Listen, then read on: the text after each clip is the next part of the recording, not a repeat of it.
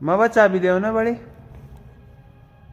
चाबी हाँ बे थोड़ा पीसा चाहिए था। काय करत ना पीसा चाहिए था पीसा। है पीसा चाहिए था। अरे बाया अब काय म्हणतो काना सुनो बाळून कोणी ए थोड़ा पीसा चाहिए था।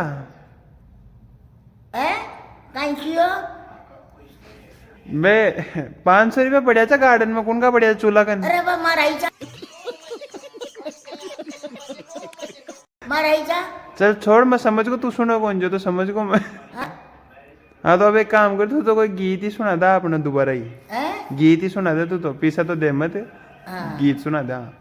अरे का दी सुनो लो आख्या सुधी का कोने काना सुनो कोने हाँ। अरे क्यों मजाक करे थे मारी चल एक काम कर बे तू गाड़िया का हो चौकते हाँ एक गाड़ी का दे। ये जीवाड़े ये वोए तने थाना मरु का दियो ये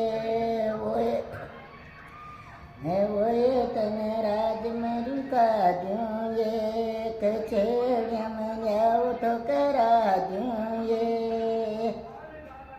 जीवाड़ी ये वोए तने राज मरु का दियो ये वोए तने थाना मरु का दियो ये कचेड़िया में जाओ तो करा दियो